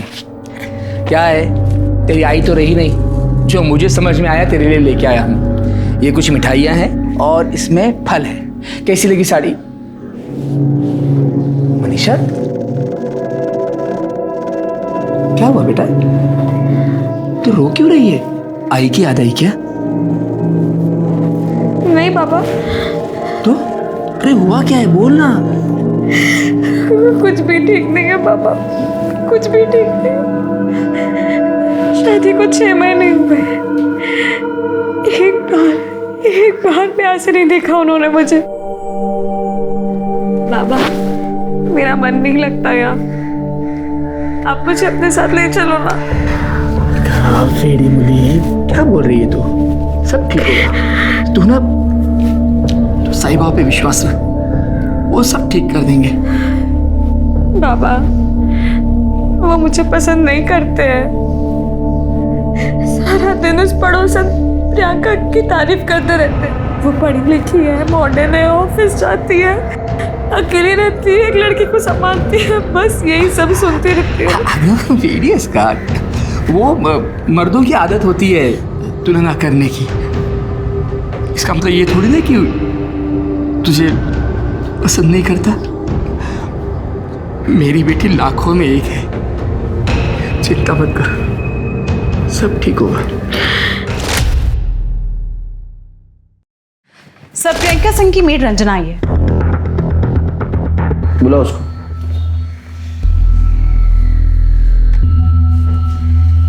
बोलो। साहब मुस्कान मैडम सिर्फ अपना बॉयफ्रेंड शाश्वत को घर लाने के लिए मेरे को काम से निकाल दिया।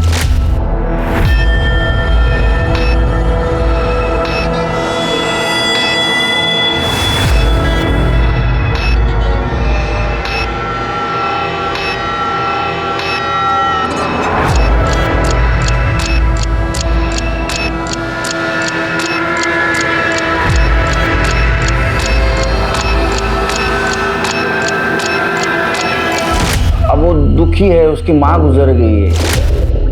कोई तो चाहिए ना बातचीत करने के लिए। नहीं नहीं साहब, वो लड़का ठीक नहीं है।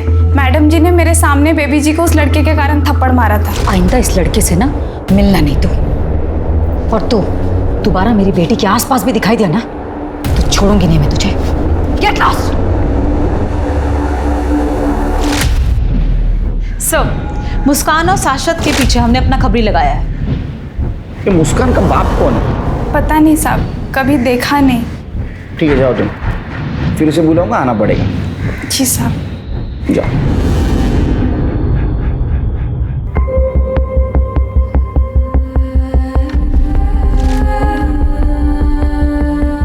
मैंने लड्डू बनाए अपने हाथों से, खाइए ना।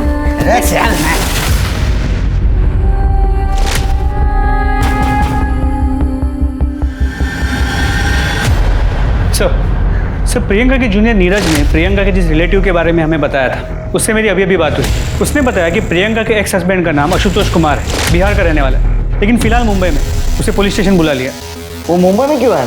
अपनी बेटी मुस्कान से मिलने, और इस बात को लेकर उसका प्रियंका के साथ झगड़ा भी हो गया। प्रियंका के कॉल रिकॉर्ड्स का क्या हुआ? सर वो तृप्ति फॉलोअप कर रही है। हाँ सर, प्रियंका से मेरा झगड़ा हुआ था। देखो, तुम्हें अपनी माँ की हर बात मानने की जरूरत नहीं है।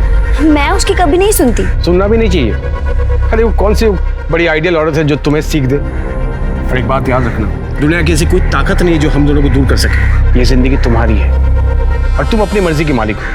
तुम जैसा चाहे जी सकती हो, जिससे चाहे तुम मिल सकती हो, जो करना चाहे तुम कर सकती हो। मैं बोल रहा हूँ, तुम्हें किसी की जरूरत नहीं, किसी से डरने की जरूरत नहीं। मैं मम्मी की ना ही कभी सुनती थी और ना ही कभी सुनूं। हम दोनों हमेशा से एक थे और एक रहेंगे।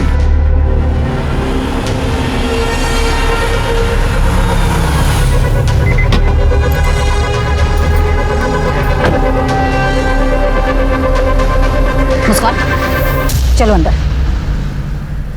मुस्कान मैंने कहा चलो अंदर। सुनाई नहीं दे रहा तुम्हें? जाओ अंदर। और तुम अपनी हरकतों से बाज नहीं होगे ना? अभी निकलते हो यहाँ से या फिर बुलाऊं पुलिस को? प्रियंका, तुम इस तरह से बिहेव नहीं कर सकते मेरे साथ। ये तुम्हारा सो कॉल्ड एटीट्यूड बहुत महंगा पड़ेगा। मैं बोल रहा हूँ, यही है मेरा attitude. Thank you very much. अब निकलो यहाँ से। तो क्या है ना सर कि उसको इसी तरह की भाषा समझ में आती। तुम्हारा डिवोर्स क्यों हुआ था? प्रियंका ने जिंदगी में आगे बढ़ने के लिए शॉर्टकट अपनाया और इस बात को मैंने कभी सपोर्ट नहीं किया। हम दोनों में मतभेद बढ़ते गए और हमारा रास्ता अलग हो गया। अब जब रास्ता अलग हो गया सर, तो डिवोर्स तो होना ही था। तुम्हारे बच्चे को तुम मिलते हो ना चोरी छुपे, क्यों? एक मजबूर बाप क्या कर सकता है सर? मुस्कान का कस्टडी का केस में हार चुका था और हार नहीं था। मेरे पास उसके जैसे घूस के बहुत सारे पैसे नहीं थे ताकि मैं महंगा वकील करता। और इसी बात का गुस्सा तुम्हें था। तुम्हारे बच्चे को पाने का दूसरा कोई रास्ता तुम्हारे पास नहीं था, इसलिए तुमने प्रियंका को मार दिया या मरवा दिया। कैसी बात कर रहे हैं सर? मैं एक इज्जतदार गवर्नमेंट सर्वेंट। तो बच्ची से तो प्यार करते हो ना? कौन बाप नहीं करता बेटी से प्यार? मुंबई में कहाँ रहते हो, किससे मिलते हो, सब डिटेल देके जा। तो जब तक केस चालू है शहर से बाहर नहीं जा। जी सर।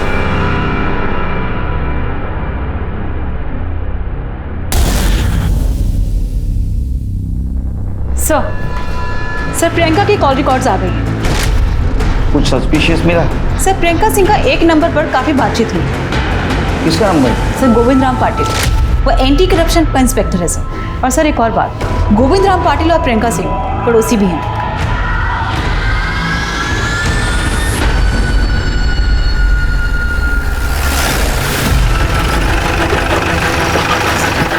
सर ये गोविंद पाटिल का घर है, पर प्रियंका सिंह वहाँ रहती है। पहले गोविंद पाटिल से बात करो।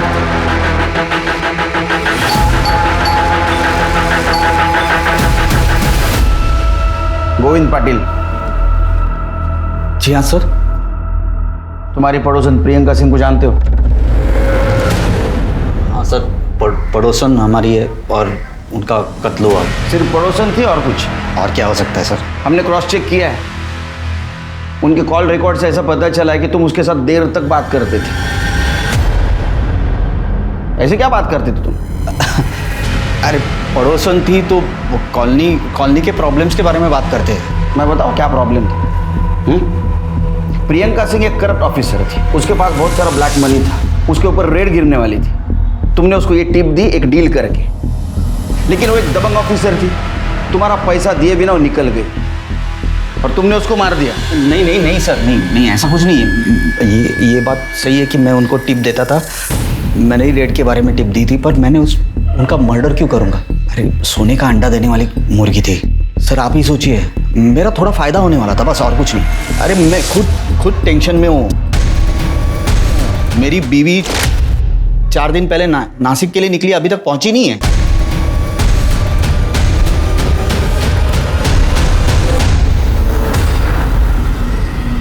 तुम्हारी बीवी 4 दिन से गायब है, तुमने पुलिस स्टेशन में कंप्लेंट नहीं लिखवाई? अरे क्या पति और पत्नी के बीच में झगड़ा हुआ, गुस्से में निकल गई तो मैंने पुलिस स्टेशन आओ। हाँ, प्रियंका सिंह केस के बारे में अपना बयान लिखवा और उसी वक्त अपने बीवी की मिसिंग कंप्लेंट भी लिखवाना।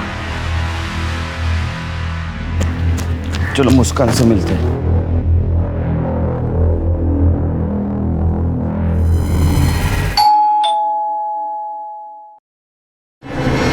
Baby coffee.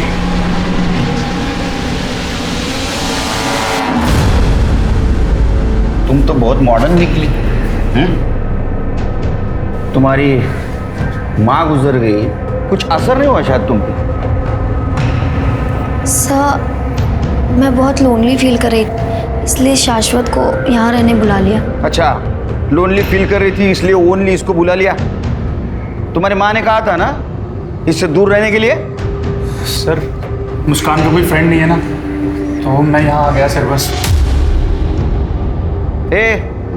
तुम दोनों के दोस्ती के बारे में सब कुछ पता है हमको, हमारे पास एविडेंस है, तुम प्राइम सस्पेक्ट हो। तुम दोनों ने मिलकर प्रियंका सिंह का मर्डर किया है, तुम दोनों को साथ में रहना था ना, किया ना मर्डर? नहीं सर, सही ये पॉसिबल ही नहीं है सर। तुम्हारे पास क्या प्रूफ है तुमने प्रियंका सिंह का मर्डर नहीं किया है? कुछ प्रूफ? क्यों चला सर नहीं सर, सर मैं सब कुछ सच बताती हूँ। एक्चुअली सर मम्मा का मर्डर नहीं हुआ है, मम्मा जिंदा है। फोन लगा, लाउड स्पीकर। हाँ मुस्कान, क्या हुआ, सब ठीक है? मम्मा सब कुछ ठीक है, मुझे आपसे मिलना है। मुस्कान मैंने समझाया था ना कि मुझे फ़ोन मत करना, मैं खुद करूँगी सामने से फ़ोन। वैसे भी बेटा हमारा स्वीडन जाने का इंतजाम हो रहा है, बस 1-2 हफ्ते में हम लोग इंडिया छोड़कर यहाँ से निकल जाएंगे। अब ठीक है, तुम फ़ोन रखो, मैं तुम्हें बाद में दूसरे नंबर से फ़ोन करूँगी, ठीक है? सर प्रियंका का लोकेशन ट्रेस हो गया है, मलाड ईस्ट की। लाइव कोऑर्डिनेट्स भेजें।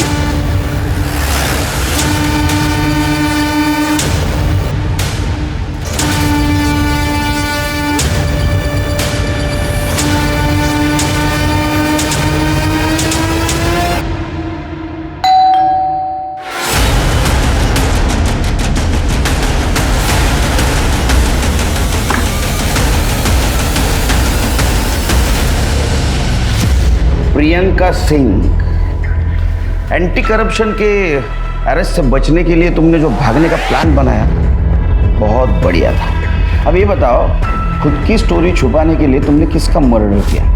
मैंने किसी का मर्डर नहीं किया। तो तुम्हारा आई कार्ड लाश के पास कैसे मिला?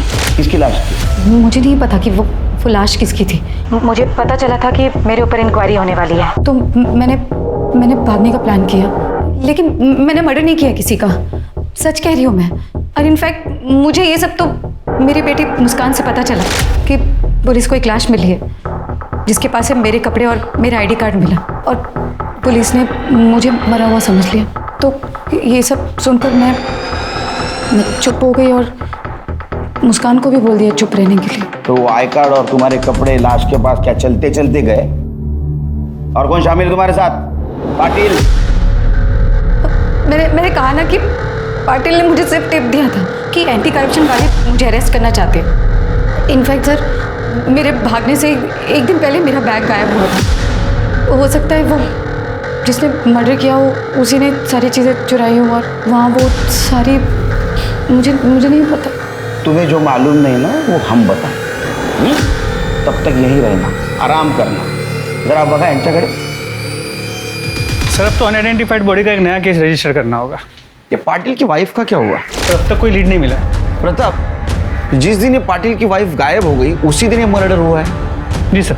एक काम करो, पाटिल की वाइफ के फादर को नासिक से बुला, बॉडी आइडेंटिफाई करवाओ और जरूरत पड़े तो उनका डीएनए टेस्ट भी करवाओ। सर।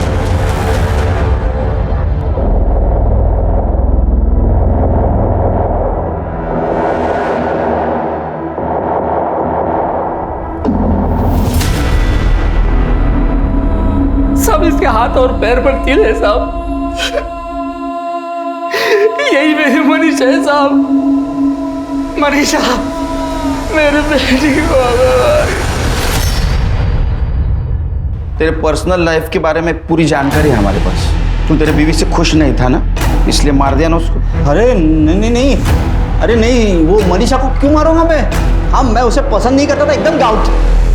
क्या वो स्पीकर साहब, उसकी पर्सनालिटी में मुझे जो चाहिए था ना वो था ही नहीं, एकदम गुजरा। अच्छा, तो प्रियंका सिंह के पर्सनालिटी में सब फिक्सिंग था? क्या बोल रहे हो साहब? मैं मानता हूँ मेरे दूसरे औरतों के साथ संबंध थे। ये मेरा तेरे लिए लास्ट कॉल है, इसके बाद मेरा और तेरा कोई वास्ता नहीं। मैं प्रियंका सिंह को अरेस्ट का सिर्फ टिप दिया, बस, और कुछ नहीं। और उसके साथ मेरा कोई संबंध नहीं है, सच्ची बोल रहा हूँ, आई रफ्ता की शपथ। तू जानता है तू झूठ बोल रहा है। जब तक सबूत नहीं मिलता यहीं रहेगा, और जब सबूत मिलेगा तब तू यहीं रहेगा। ये गोविंद पटेल अपनी बीवी से खुश नहीं था और प्रियंका डिवोर्स ही थी। मुझे लगता है इन दोनों ने मिलकर ये गेम किया। सर मर्डर वेपन की रिपोर्ट आ गई सर। इसमें 2 लोगों के खून के निशान मिले सर। एक मनीषा का है और दूसरा पता नहीं। दूसरा कातिल। एक काम करो, हमारे पास जितने भी सस्पेक्ट है सबके ब्लड सैंपल्स मैच करवाओ। सर वो स्कूटी के निशान का क्या हुआ? सर खबरी लगा हुआ है। और एक काम करो, वो प्रियंका की मेड रंजन है, उसके साथ फिर से बातचीत करो। हो सकता है उसको पाटिल और प्रियंका के अफेयर के बारे में पता होगा। सर ये दोनों बहुत पहुंची हुई चीज है। हो सकता है इन्होंने कॉन्ट्रैक्ट किलर को हायर किया होगा, और वो स्कूटी भी उसकी हो सकती है। Madam, Priyanka madam Manisha madam को बिल्कुल पसंद नहीं करती थी, आते जाते सुना दिया करती थी। लेकिन एक दिन मनीषा मैडम घर आई थी प्रियंका मैडम से बात करने। ताई,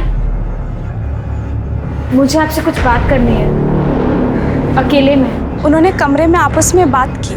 मनीषा मैडम जब जाने लगी तो प्रियंका मैडम ने उसे गुस्से से धमकाया था। मनीषा, तुमने जो कुछ भी मुझे बताया है ना वो हम तक ही रहना चाहिए, वरना ठीक नहीं होगा तुम्हारे लिए। मनीषा और गोविंद के बीच फिजिकल रिलेशन नहीं थे, और मनीषा अपने पति को खुश रखने की टिप्स लेने के लिए गायनोकोलॉजिस्ट डॉक्टर जोशी के पास गई थी। वहाँ उसने मेरी बेटी मुस्कान और शाश्वत को साथ देख लिया। मुझे बहुत डर लग रहा है, ऑपरेशन में दर्द होता है। अरे कुछ नहीं होता, तुम टेंशन मत लो, सब ठीक हो जाएगा।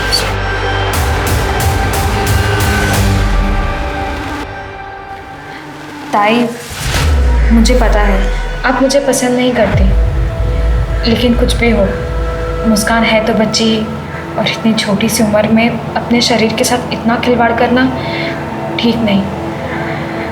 बाकी आपकी मर्जी। अच्छा, तो ये मर्डर का मोटिव था, यानी एक साधारण घर की लड़की जिसका तुम बार बार अपमान कर रही थी, उसने तुम्हारे घर में जो झोल चल रहा था वो आईना दिखा दिया। हाँ, तुम्हें गुस्सा आ गया इसलिए तुमने उसको मार दिया, और एक फायदा हुआ तुम्हारे और गोविंद के बीच जो कांटा था वो भी साफ हो गया। मैंने मनीषा का मर्डर नहीं किया है, और रही बात गोविंद की, तो मेरे और गोविंद के बीच कोई रिश्ता नहीं है। ठीक है, रही है नहीं। सब मोटिव तो इस प्रियंका के पास ही है 100%। इतनी शातिर वही हो सकती है, लेकिन हमारे पास कोई ठोस सबूत नहीं। मर्डर वेपन में मिला खून भी किसी भी सस्पेक्ट के साथ मैच नहीं करता। समझ में नहीं आता क्या करें। ये गोविंद और प्रियंका दोनों को छोड़ दो। क्या? लेकिन उन पर नजर रखना, अगर वो कल्प्रिट है तो कुछ ना कुछ गलती जरूर करेंगे।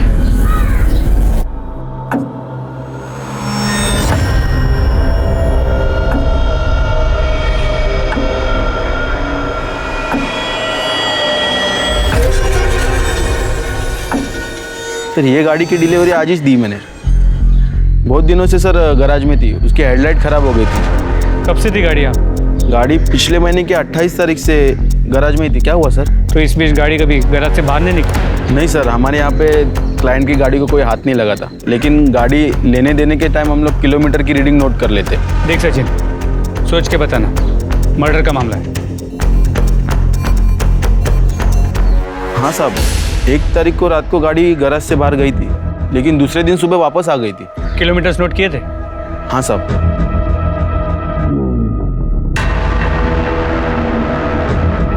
साहब उस रात को 14 किलोमीटर गाड़ी चली थी। कौन लेके गया? सर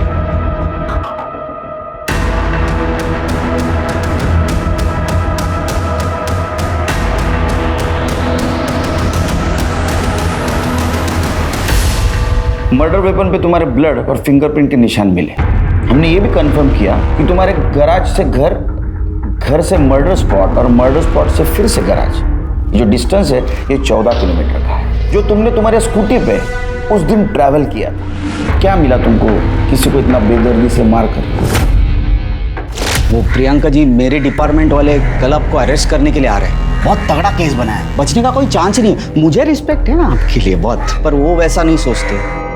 उनकी बातें सुन के मुझे आइडिया आया। मैं प्रियंका दीदी के घर तो आती जाती रहती थी। जब वो दोनों बाहर बैठ के बातें कर रहे थे तब मैं प्रियंका दीदी के घर गई।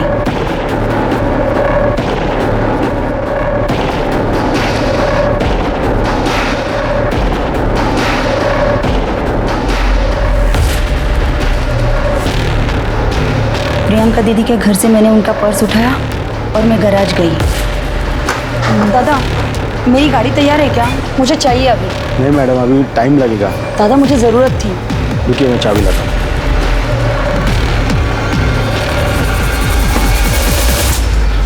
वहीनी सुबह 5 बजे उठ जाती थी। मैं उस रात सोई ही नहीं। मैं वहीनी के उठने का इंतज़ार करती रही और सुबह होते ही मैं वहीनी के पास गई। अरे संध्या, तुम इतनी जल्दी उठ गई? कहीं जाना है? वहीनी, मैं तुम्हारे टेंशन में रात भर सोई ही नहीं। वहीनी, मेरे पास ना एक आइडिया है। तुम अपने बाबा के घर चली जाओ। देखना 2 दिन में दादा तुम्हें मनाने के लिए तुम्हारे पीछे पीछे आएंगे। सच? हाँ, 1 मिनट। वहीनी, ये मेरी पसंद की साड़ी है, मेरी आई ने मुझे दी है, इसे पहनना तुम। वहीनी, कभी कभी पास आने के लिए दूरियां बनानी पड़ती है। जल्दी से तैयार हो जाओ, दादा उठने से पहले हम लोग निकल जाते हैं। मैं तुम्हें स्कूटी से बस स्टॉप तक छोड़ के आती हूँ।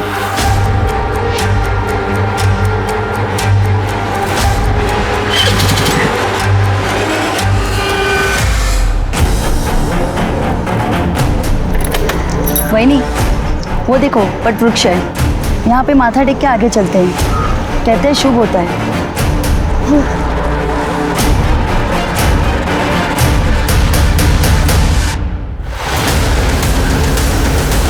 फिर मैंने मैकेनिक को अपनी स्कूटी लौटा दी।